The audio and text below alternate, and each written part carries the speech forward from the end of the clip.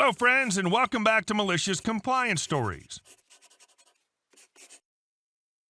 So she actually convinced herself that what you've been wearing just has to be a costume since you're not an employee? Just to keep her first story sound that you cut her in line? Wow. That's some advanced mental juggling.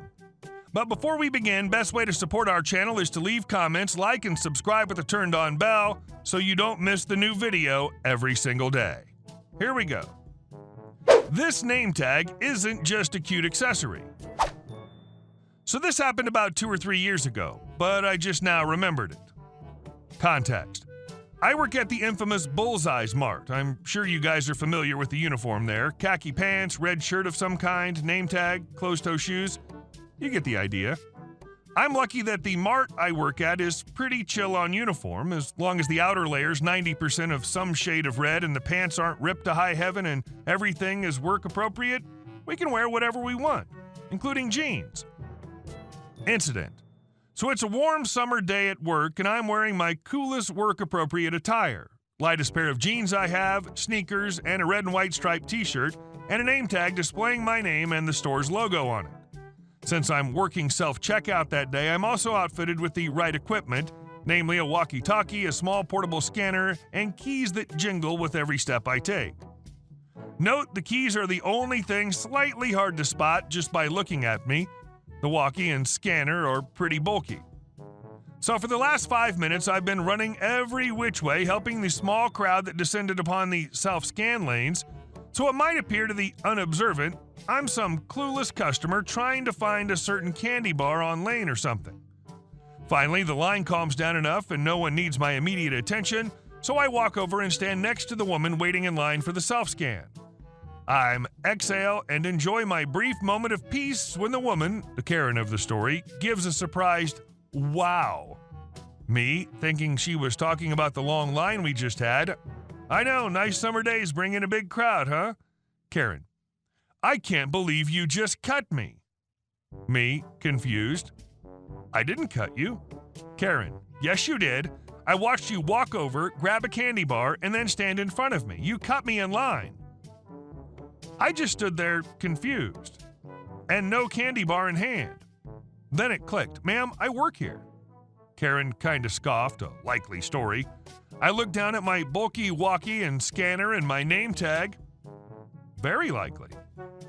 Karen rolled her eyes and walked away muttering something about how rude some people can be. She then proceeded to get into the only other open lane, which had 3 people ahead of her, one looking like a fairly large order. I kind of shrug and share a people will be people look with the next guy in line. But it's not over yet.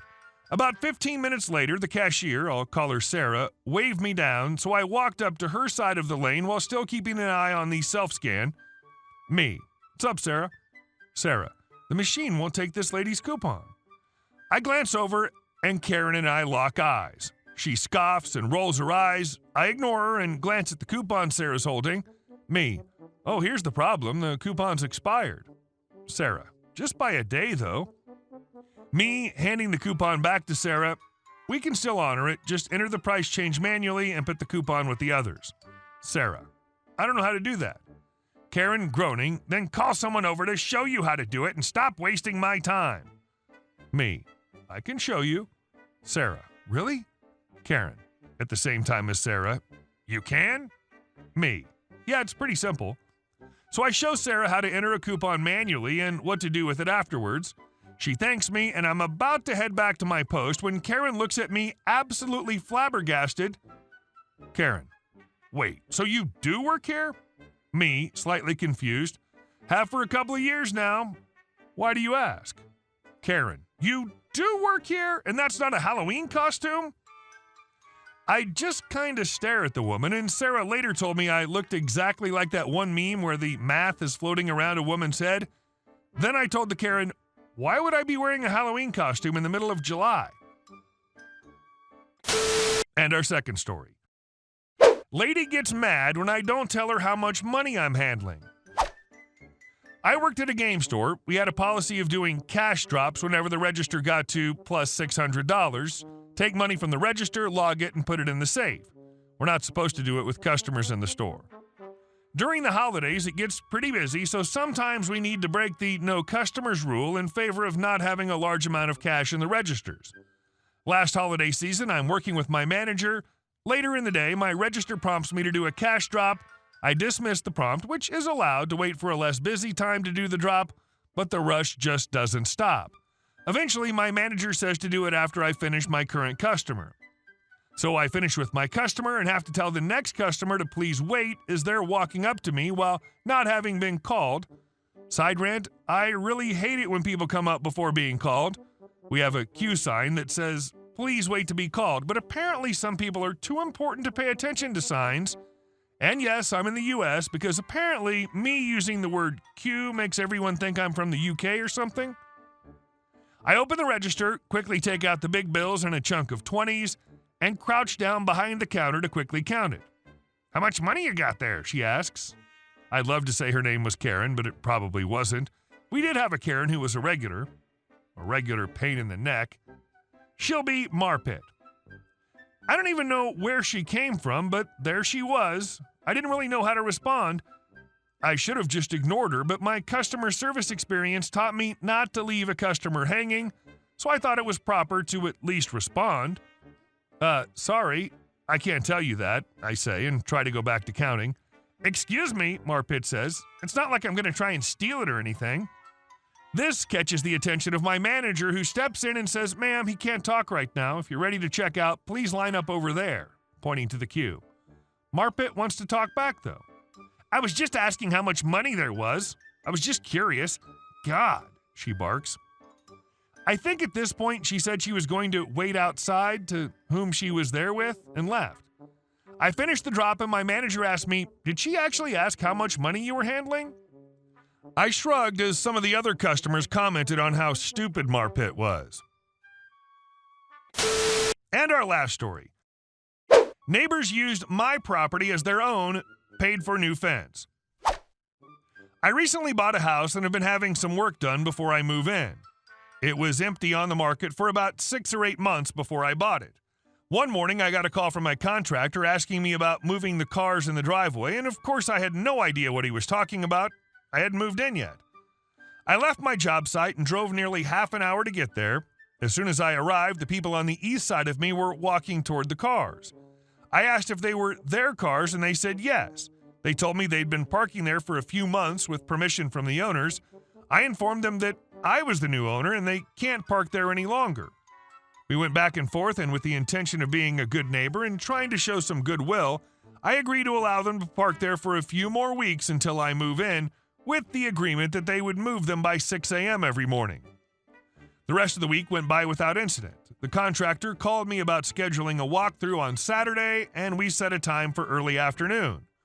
When I arrived, there were 4 cars in the driveway and nowhere to park. The only on-street parking is 2 blocks away. I called them and asked them to move their vehicles, reminding them of our agreement. After 20 minutes, they finally came out and moved them.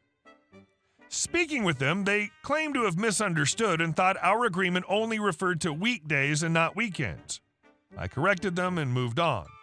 Sunday morning, I grabbed a trailer and loaded some furniture to take over and store in the garage. Once again, there were cars in the driveway.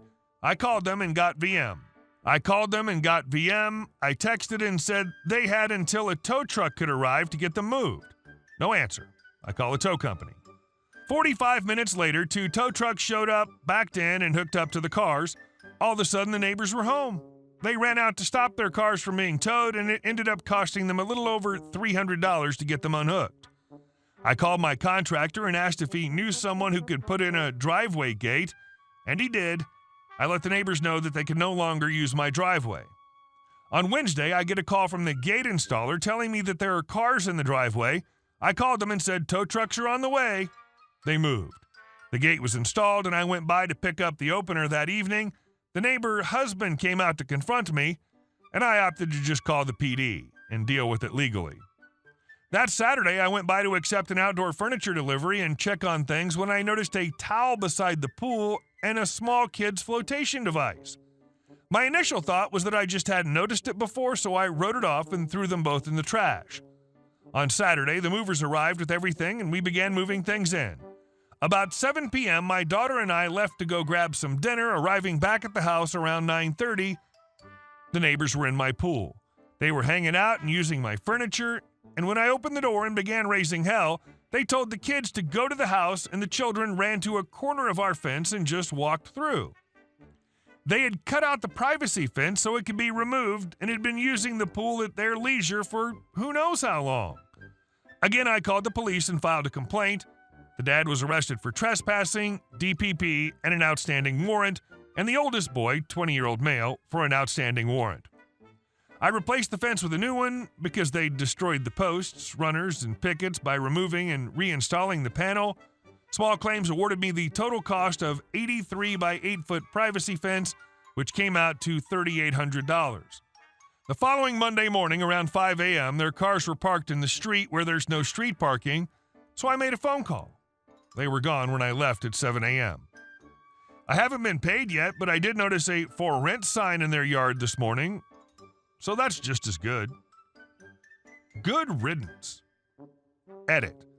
1. Security system was installed that next week along with 6 cameras around the house, a Ring doorbell, and a fence around the pool itself to keep the dogs and my grandson out of it. I'll be closing and covering the pool in the next few weeks. 2. The material for the fence was purchased through my company account. I'm a structural engineer and commercial construction manager for a large local GC. Only 2 posts had to be replaced and a handful of runners. The rest was just 8 1x6 half-inch pressure-treated pickets, which cost me $2.60 per stick, times 210 pickets purchased. The rest was labor and fasteners. So altogether about $900 for material and stain, $150 for a dumpster, and the rest went toward labor to finish it on a weekend.